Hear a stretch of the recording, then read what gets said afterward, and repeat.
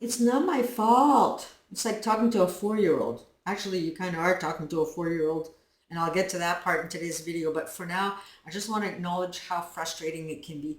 It shows up in everyday situations, often situations where most people would at least acknowledge some responsibility. But you can't get anywhere with these relationships. It's a constant. You can't start a simple conversation. You can't address a simple issue that would normally take 5 minutes to discuss, like, hey, it really bothers me when you say or you do this. B, okay, I didn't realize this bothered you and I'm sorry. I'll stop. And C, life goes back to normal and safe within the relationship. But with these people, you can't get past A. They shut the entire conversation down before it even begins, because now you're no longer talking about what actually happened anymore. You're trying to prove that what happened even matters. You're trying to prove that your reaction makes sense, that you're not crazy, your feelings didn't come out of nowhere. So ridiculous. It's literally crazy making. The focus is no longer on their behavior here. It's on your response to it. I mean, most people hear an innocent sounding phrase like that, it's not my fault, and they think maybe it wasn't intentional, they didn't realize. But after this becomes habitual, time and time again, they know the deal. Well, they partially do, I should say, because there's still this expectation that they can somehow defend their position or convince the narcissist that they're accountable. That's us trying to control them. And if you're still there, you have not come to radical acceptance as of yet. And without that, you're not going to be able to find peace. You're still in survival mode, trying to bring the argument back to normal so that you can feel safe again, And I'm not putting anyone down here. I've been there. But anyway, here's what we do in these circular conversations. We slow ourselves down, and then we try again. We try it in a different way. We explain it differently, hoping that this time there's going to be this aha moment. But that's not what's happening here. It's not my fault. It's not confusion. It is deflection. It immediately redirects the attention away from their behavior and onto anything that allows them to stop feeling accountable or step out of accountability.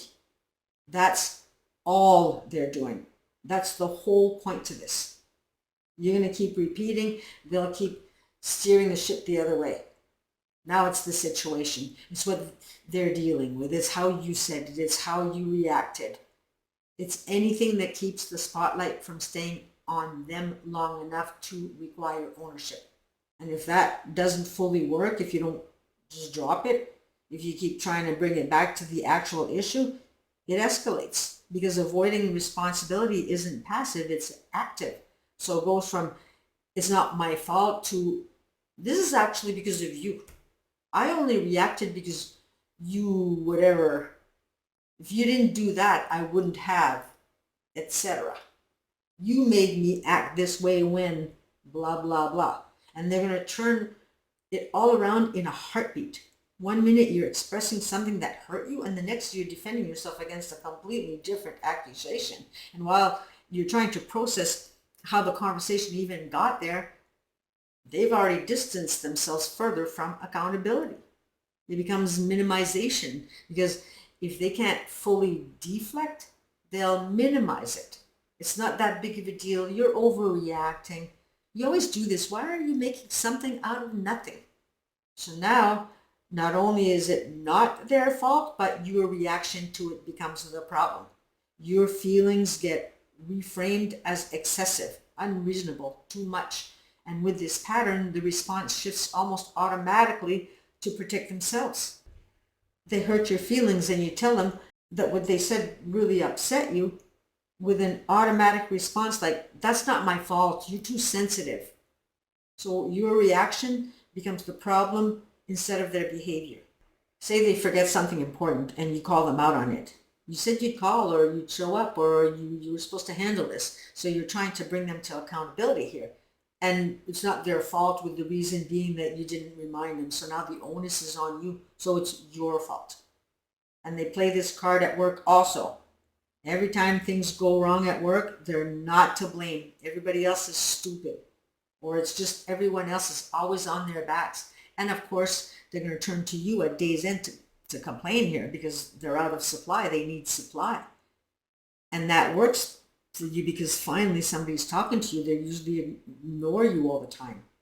So they're having a conversation with you and you feel needed. So you feed their ego unconsciously, of course, with things like, wow, that's terrible, because it really does sound terrible. And it sounds truthful because, well, these people can act. Or the supply they're after is a fight. They'll find something to say that's rude and hurtful. And if you let them know that they were being disrespectful, they're just bluntly going to tell you that they're just being honest and it isn't their fault that you can't handle the truth, right? So see how everything always gets turned back to you? And then what about name calling? And how many times have you asked them not to go verbal like that on you in heated arguments, or ever for that matter? You tell them that this keeps happening and now it's because of you that they do it, because, well, if you didn't act this way, because you're complaining, right? Now you're being an ag. It's your fault. They made you do it. To them, breaking a boundary, it's not a big deal. You're just always overreacting to it. Minimizing replaces ownership. And that includes things like getting caught cheating because it isn't their fault. It's your fault because you pushed them to do it. You started the fight. You attacked them. When all you want to do was talk about the situation. And round and round and round we go where nothing gets resolved. I mean, how can it? When you can't even get to step 2. And mind you, once in a while, you'll get that apology. They'll apologize, but then they'll undo it immediately after. I'm sorry, but you pushed me to that point. So it circles right back to not my fault. Neutral conversations, they get reframed as accusations. The pattern underneath all of these is the same. Responsibility is redirected, minimized, or flipped so that they don't have to deal with being at fault. And notice how fast it happens. There isn't any pause for reflection before the deflection kicks in. It's automatic. So you think that they really do believe that it isn't their fault. It comes out so naturally.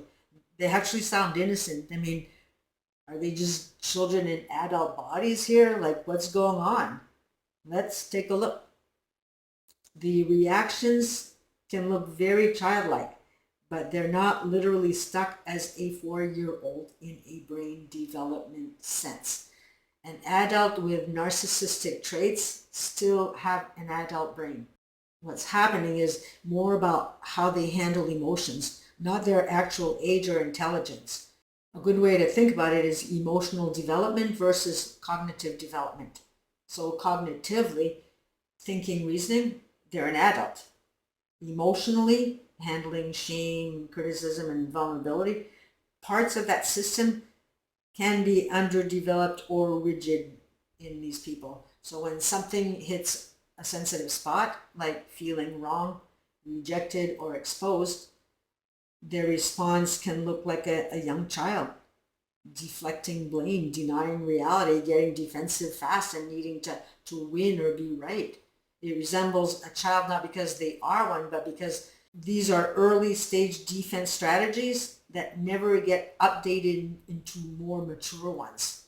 An adult with high narcissistic patterns have often practiced these defenses for years. They'll feel justified using them and they resist the feedback that would change them. So the behavior can look immature, but it's actually well rehearsed and reinforced over time, not just underdeveloped, because you're being played. That's why trying to reason with them can feel like arguing with a child. They're playing, they're acting. But it doesn't work the same way because you're dealing with an adult who is invested in staying in that pattern. But you in this are experiencing your own patterns that are still in shadow. For anyone familiar with shadow work, part of the brain will slip into survival mode. It's both conscious and unconscious. It's a mix. But the initial shift into survival mode is mostly automatic. It's subconscious, not a logical conscious choice. Even though it looks like you go into logical mode. If I stay quiet, this is not going to escalate. It's better to not say anything right now. So going quiet around someone volatile can feel like a decision, and it is, but it's usually built on top of an automatic safety response that's already been activated. It feels strategic and controlled, but it's also driven by a deeper learned pattern of staying safe when you were a child, right? So it's innate in you at this point. And over time, especially in difficult dynamics, that becomes almost second nature.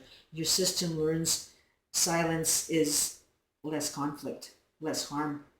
Both are involved, but they're happening in layers, not as one single deliberate choice. But in this survival mode, something starts to shift inside. You lose even more parts of yourself. You become more fragmented. You start pulling back, and that's survival mode. You start filtering what you say before you say it. You start measuring your tone, your timing, your wording, trying to present your feelings in a way that won't immediately get dismissed or turned around. I mean, what do you think that does to the mind of someone who was raised to believe that they weren't valuable enough? They've already been traumatized. People like us learn to survive by ignoring our needs and making others happy. Shame was instilled in us. Guilt was instilled in us. So rather than stand up fully for our rights, we stand up partially. We don't go the distance. We cave. Cognitive dissonance. I'm not saying it's all your fault. I just want you to understand where I'm coming from. I'm not trying to argue. So you start softening your own reality just to keep the conversation open. But notice the imbalance here.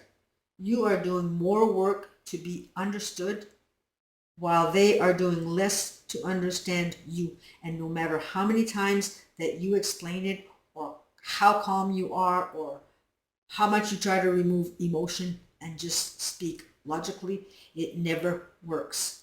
Never, never, never. Because the issue isn't about clarity, it's about winning. It's about control. It's a game for control. There's no feelings or emotions here. It's always about gaining the upper hand. It is cruelty, and it is utterly disgusting to treat another human being that way. And someone who genuinely wants to understand is going to move toward you, even if it's uncomfortable. They'll ask questions, they'll listen. They might not get it right away, but you're going to feel the effort. There's openness. But when someone is committed to not taking responsibility, take that word in. Committed. Committed to not taking responsibility. Door is closed. There's no openness, just repetition. The same phrases, different wording, same outcome. It's not my fault. I didn't mean it like that. That wasn't my intention. And that's where it gets even more layered, because now intention gets used as a shield, as if not meaning to hurt you somehow cancels out the fact that it did, because impact only counts when it's intentional, right? So now you're not just explaining what happened, you're explaining why impact matters. And the more that you explain, the more you find yourself going in circles. Circular conversations, right? Who's familiar with that one? Type in yes in the comments below. Actually, I just did a video on that one.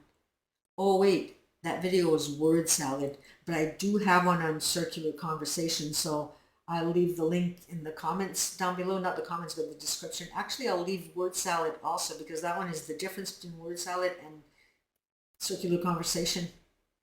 Okay, where was I? Oh yeah, circular conversations. This is the loop that wears people down. It's not the conflict itself, but the lack of resolution, the constant explaining without acknowledgement, the round and round efforts of saying it this way and trying it that way, giving them the space to express again. It's never your turn, right? They're always the one talking. As soon as you get a turn, they interrupt and they take over again. But you in this, you have this constant hope that maybe this time it's going to be different. And what makes this even more confusing is that they're not incapable of accountability. You've seen it, maybe not with you, but with others. They can apologize when it benefits them. They'll take ownership when their image is on the line, which means that they do understand accountability. And that realization, it starts to bring you deeper, for those of you who feel discouraged or lost, because life comes with guidance and lessons and a stage to grow. But as humans, all of us, we tend to have to hit a brick wall before we change. So eventually, through much suffering, we get to the point of too much frustration. And that's the wall that we often need that will help us step onto the path to freedom if you heed to the lessons. Because in this frustration and feeling fed up enough, you start asking yourself questions that you can't quite answer just yet. And that's the deeper. Why is it so hard? Why does it feel like I have to fight just to be heard? Why does something so basic feel so out of reach? And those are the hard questions that we need to not only ask, but answer. And when we do, we come to see that although this story appeared to be all about them, if you turn the mirror around, you're going to see that this experience has been all about you. They say that life isn't happening to you, it is happening for you. So start looking within, and your journey towards healing and freedom will begin. So, thank you for watching. Bye for now.